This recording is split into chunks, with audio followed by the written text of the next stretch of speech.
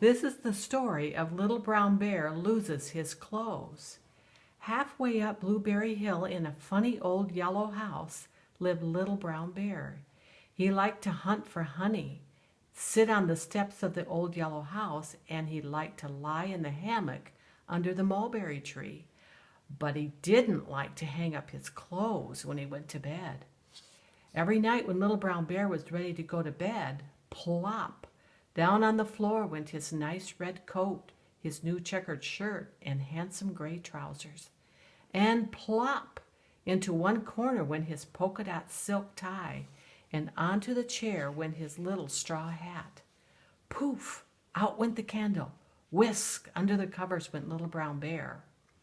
One night, round Mr. Moon looked down through the window into Little Brown Bear's room and called out, "Such a untidy room for a good little bear.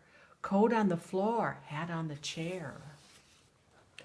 But Little Brown Bear turned over in bed, pulled the covers around his ears, and pretended he hadn't heard a word round Mr. Moon had been saying. Soon old Mr. Owl looked in through the window and called out, "To wit, to woo, to wit, to woo, such a careless thing for a bear to do." But Little Brown Bear just turned over in bed and pulled the covers higher over his ears and pretended he hadn't heard a word Mr. Owl was saying.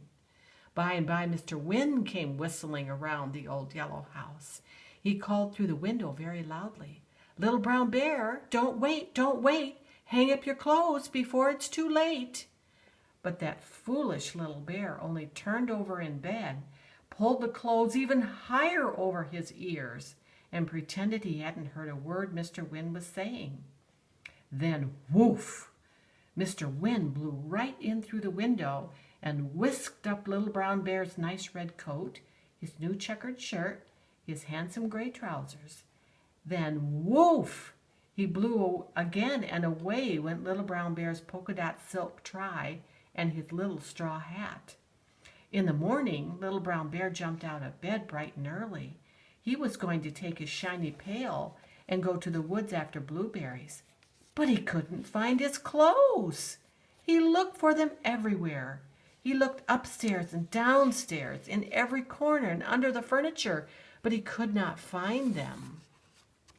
So he put on his last year's old patched overalls and sat down on the steps of the yellow house and cried. By and by he heard Miss Duck calling out as she hurried down the hill, "You're all invited to come to tea down in my garden at 3:30. That made Little Brown Bear feel very bad indeed, and he cried harder than ever. For of course he couldn't go to Mrs. Duck's tea party in last year's old patched overalls. So he just sat in the sun, thinking and crying and thinking.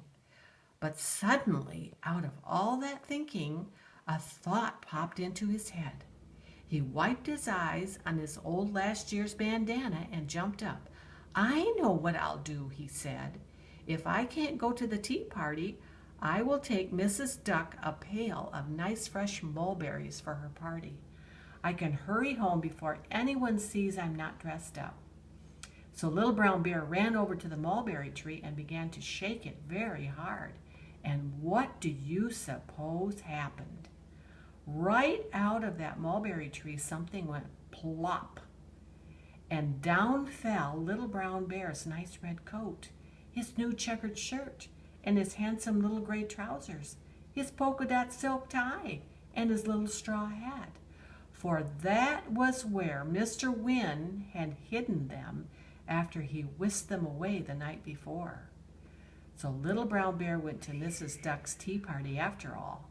And that night, round Mr. Moon looked in through the window and smiled. He smiled and smiled.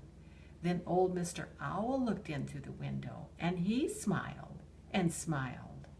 By and by Mr. Wind looked in through the window, and he smiled.